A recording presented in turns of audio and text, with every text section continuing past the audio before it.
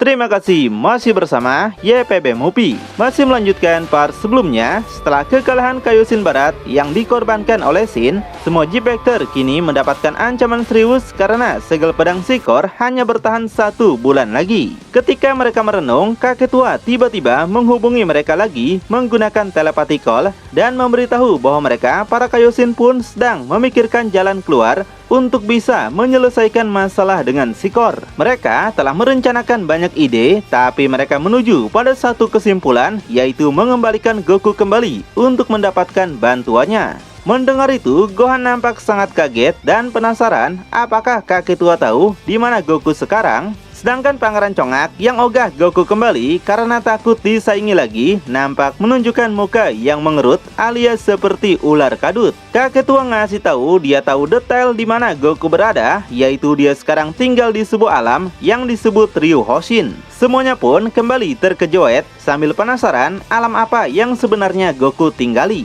Tiba-tiba, Goten terbangun mendengar kebisingan mereka, yang hal itu membuat semuanya senang. Goten baik-baik saja. Di sini Gohan terus mencecar kakek tua dengan pertanyaan-pertanyaan di mana sebenarnya alam Ryu Hoshin itu dan seperti apa tempatnya. Kakek tua menjelaskan alam Ryu Hoshin berada di atas semua alam, baik itu alam dunia maupun alam baka, yang di sana merupakan tempat asli dari para naga pengabul seperti Shenlong, Porunga, bahkan sebagainya. Di sini Bulma agak sedikit bingung dengan pernyataan itu, kenapa para naga bisa tinggal di sana padahal mereka diciptakan oleh para dewa Namex. Nah, di sini terungkap sebuah fakta yang kakek tua bongkar kalau sebenarnya semua naga pengabul bukanlah diciptakan, melainkan dipanggil untuk mendiami sebuah bola yang disebut bola naga, atau lebih tepatnya bola naga cuma perantara untuk mensummon naga keluar dari alam Ryu Hoshin ke alam dunia tempat mereka manggil. Gohan akhirnya mengerti dan gak banyak popolohokan lagi, dan dia menyimpulkan kalau orang Namex memiliki kemampuan hebat yang bisa memanggil naga pengabul.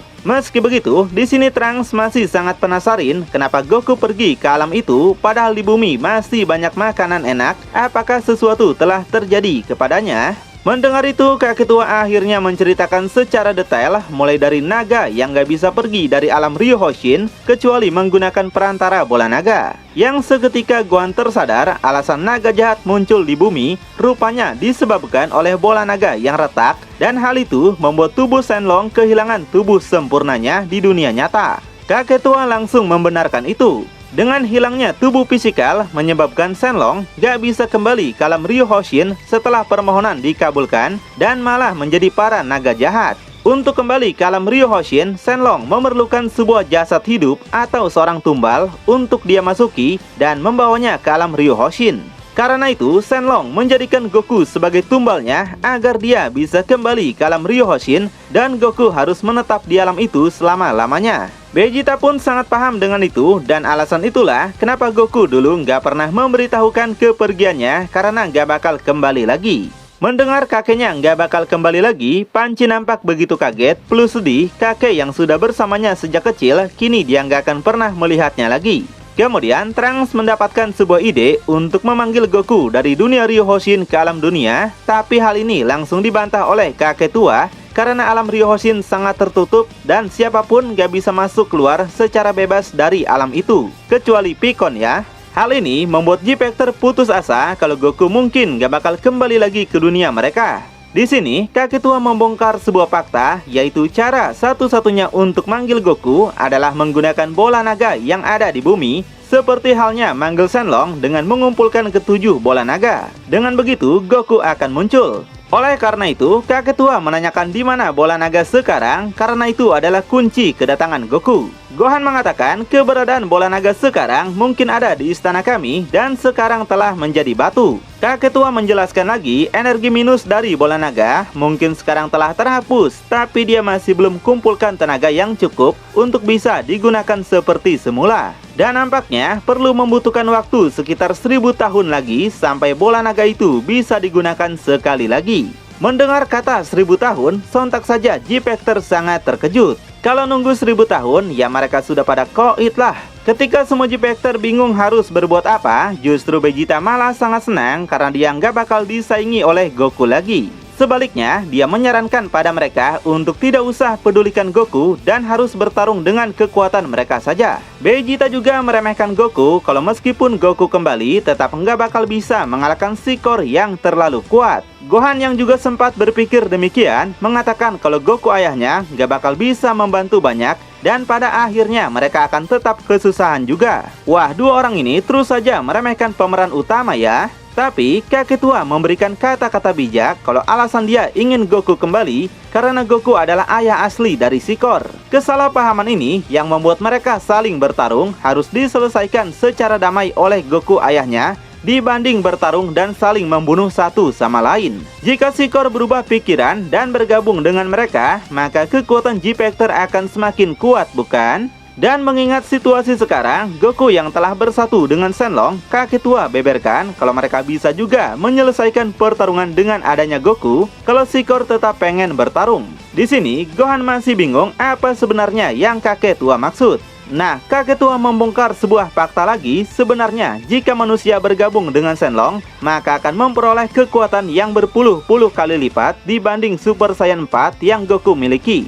Dan katanya itu adalah legenda turun-temurun yang ada dalam alam Ryuhoshin. Artinya, kakek tua juga tahu kalau sekarang Goku memiliki kekuatan yang melampaui SSJ 4 alias SSJ 5. Mendengar semua itu, Vegeta yang awalnya meremehkan, kini bengong seperti bagong dan mungkin hatinya lagi merasa panas. Goku mendapatkan kekuatan yang lebih darinya lagi. Ya, meski begitu, Pan masih nggak bisa berharap karena satu-satunya jalan Goku kembali adalah menggunakan bola naga sekarang yang masih menjadi batu. Dan tiba-tiba kakek tua mengatakan lagi kalau sebenarnya masih ada satu cara yang bisa mereka coba dan cara ini bisa mengaktifkan bola naga dalam waktu cepat. Wah, mendengar itu semuanya langsung semangat dan menanyakan apa caranya. Kakek tua mengatakan jika setiap satu bola naga diberikan kekuatan cahaya yang besar secara serentak, maka bisa dipastikan kalau bola naga akan mendapatkan cahayanya kembali. Trunks cukup penasaran apa yang dimaksud dengan kekuatan cahaya itu. Dan rupanya itu adalah tenaga cahaya kuat yang hanya bisa dihasilkan oleh beberapa bangsa hebat yang jarang dilihat di alam semesta. Gohan menyimpulkan kalau itu mungkin adalah bangsa istimewa dan dia penasaran di mana mereka berada. Dan ternyata kakek tua mengatakan kalau bangsa istimewa tersebut adalah mereka, yaitu bangsa Saiyan. Mendengar itu, mereka cukup terkejut kalau mereka sendiri adalah kunci untuk bisa mengaktifkan bola naga kembali. Ketujuh orang dengan Super Saiyan harus menyatukan kekuatan mereka dan memberikan masing-masing kekuatan itu masuk ke dalam tiap bola naga, maka bola naga akan aktif. Setelah mendengar semua itu, semuanya nampak senang. Mereka masih memiliki harapan untuk bisa memanggil Goku ke dunia ini. Tapi tiba-tiba Trunks mengagetkan mereka karena dia sadar kalau di bumi cuma ada 6 orang Saiyan dan hal ini tentu masih kurang satu orang lagi. Mereka adalah Trunks, Goten, Vegeta, Panchi, Bula, dan Gohan itu sendiri. Lagi pula, Vegeta tahu kalau Panchi dan Bula bukanlah Super Saiyan, maka mereka masih kurang 3 orang lagi. Namun, mendengar remeh-temeh seperti itu, Pan dan Bula langsung bangun dari tempat duduknya. Mereka serentak mengatakan kalau mereka nggak mau diremehkan oleh Vegeta. Dan keduanya kemudian ngeden sekuat tenaga dan berubahlah mereka menjadi Super Saiyan. Hal ini membuktikan kalau mereka tidak seperti apa yang Vegeta katakan. Melihat semua itu, Vegeta langsung melongo kebingungan dan penasaran kenapa mereka bisa berubah padahal mereka nggak pernah berlatih. Tapi mereka mengatakan kalau mereka sering berlatih bersama namun secara sembunyi-sembunyi. Meski demikian, Bulma masih merasa lesu karena mereka hanya tetap ada 6 orang dan masih kurang 1 orang lagi. Maka dari itu, Gohan kembali menanyakan bagaimana pendapat kakek tua tentang kekurangan jumlah Super Saiyan yang ada sekarang. Dan sepertinya kakek tua sendiri pun gak tahu harus berbuat apa. Di alam semesta ini, cuma mereka Saiyan yang tersisa dan semuanya telah musnah akibat kekejaman Frieza. Ketika mereka sibuk memikirkan bagaimana caranya, Vegeta lagi-lagi berbicara hal yang konyol kalau dia akan mengalahkan Sikor sendirian. Trunks dan Goten yang sudah melihat lemahnya kekuatan Vegeta tentu langsung melongo kebingungan. Beberapa hari kemudian, Satan menyuruh semua pasukannya untuk menjaga pedang Z yang masih tertancap di tanah. Dia nggak bakal membiarkan siapapun mendekat sampai Z-Factor menemukan cara untuk mengalahkan Sikor. Pindah ke rumah kami Senin, keluarga Krillin kini tinggal di rumah Master Roshi dan mereka juga telah tahu apa yang terjadi tentang ancaman Sikor. Krillin juga sangat kebingungan dan takut kalau mereka akan dibunuh juga. Android 18 yang sekarang telah pensiun juga nampak memiliki nyali yang ciut dan takut kalau mereka dibunuh oleh Sikor. Krillin harus memikirkan sebuah cara dan melakukan sesuatu untuk menyelamatkan bumi dari kehancuran. Sedangkan Master Roshi nampak biasa saja, dia malah membahas tentang Goku yang sangat senang dengan kepergiannya bersama Shenlong dulu. Sedangkan dia tahu kalau Cici istrinya sangatlah menakutkan. Krillin lalu mengingat kembali kematiannya dan sampai setua ini Krillin katakan kalau dia telah mati sebanyak 5 kali. Di sisi lain, Omega Shenron menceritakan semua yang sudah terjadi pada Goku dan juga Piccon. Di sini Goku sangat begitu kesal dan ingin mengambil kesempatan lagi untuk melakukan sesuatu dengan para anaknya yang lagi bertempur di bumi. Tapi Omega Shenron menegaskan kalau Goku nggak boleh pergi dari dunia Ryo Hoshin sesuka hati, karena hal itu sangatlah dilarang. Goku sudah bergabung dengan Shenlong di tubuhnya, yang artinya Goku adalah bagian dari para naga dan harus tetap menunggu sampai G-Factor memanggilnya menggunakan 7 bola naga. Goku yang gak suka seperti ini kembali diingatkan naga bintang 6 untuk mengingat kembali kalau Goku telah memasrahkan tubuhnya dibawa oleh Shenlong. Kemudian mereka dikejutkan dengan munculnya sebuah cahaya terang di samping mereka. Para naga menyadari kalau ada seseorang yang telah memanggil Porunga, yaitu naga pengabul dari planet Namex. Omega Shenron berpirasat kalau orang-orang bumi lah yang pasti sedang memanggilnya. Kita cek ke tempat Porunga berada. Saat ini yang tengah memanggilnya ternyata adalah Goten dan juga Trunks. Permintaan pertama mereka adalah mengembalikan kedamaian yang ada di planet bumi. Permintaan kedua yaitu menghidupkan orang-orang yang telah mati dibunuh oleh Sikor. Dan hal ini berlaku juga untuk Shin, dia kini bisa hidup kembali seperti sedia kala. Untuk permintaan ketiga, Trunks mencoba agar Porunga mengembalikan Goku kembali ke dunia mereka. Namun cara tersebut ternyata tidak bisa. Porunga menjelaskan mengembalikan Goku ke dunia melebihi kemampuan yang dia miliki. Jadi hal itu akan percuma saja bagi mereka karena cara satu-satunya cuma menggunakan 7 orang Saiyan saja. Mendengar itu, Trunks tersadar sesuatu kalau sebenarnya masih ada Super Saiyan yang tersisa. Goten penasaran siapa orang tersebut. Dan ternyata orang yang Trunks maksud adalah Broly. Di sini Goten sempat menentang hal itu karena biji manapun Broly adalah musuh mereka dan gak mungkin bisa bantu mereka. Meski begitu, Trunks akan tetap melakukannya dan mereka harus membuat Broly mendengar ucapannya bila perlu dengan cara paksa. Goten begitu panik dan gak mau bertanggung jawab kalau sampai Broly mengamuk dan malah mengancam kedamaian bumi.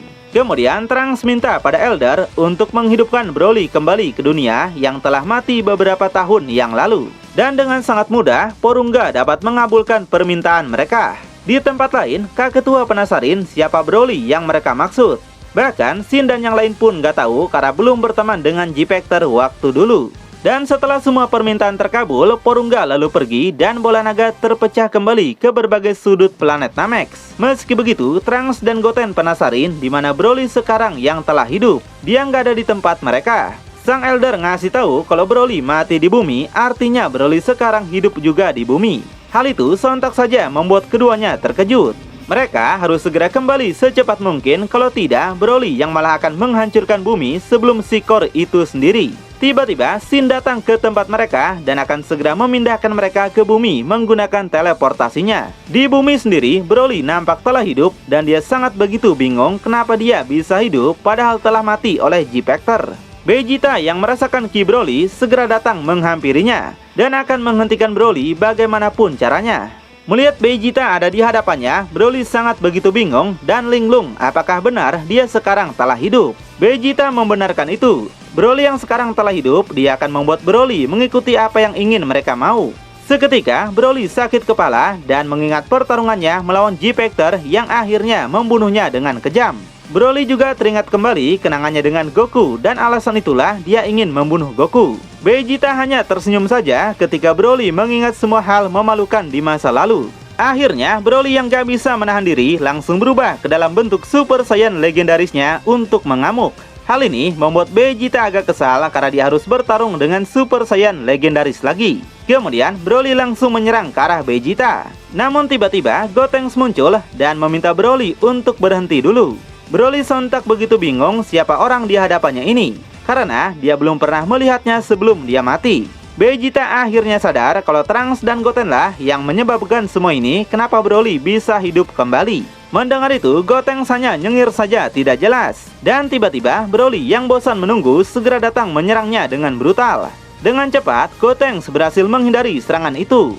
Kemudian, Gotenks berubah menjadi SSJ3 dan terus menghindari setiap serangan yang Broly lancarkan. Di sini, dengan peningkatan kekuatan mereka sekarang, tentu saja mereka bisa menandingi Super Saiyan legendaris Broly. Bahkan ketika ada kesempatan, Gotenks menciptakan sebuah teknik jadul yang berhasil mengunci Broly dalam energi laser donat. Hal itu membuat Broly kesal dirinya nggak bisa melepaskan diri. Sedangkan Gotenks sendiri tentu saja langsung bersikap congak, akhirnya mereka bisa melampaui kekuatan Broly. Setelah itu, Broly dikurung di sebuah ruangan dengan sebuah borgol besar yang mengunci tubuhnya. Selain itu, borgol ini telah dilengkapi dengan peralatan modern yang bisa mengekang kekuatan Broly agar tidak bisa dia gunakan.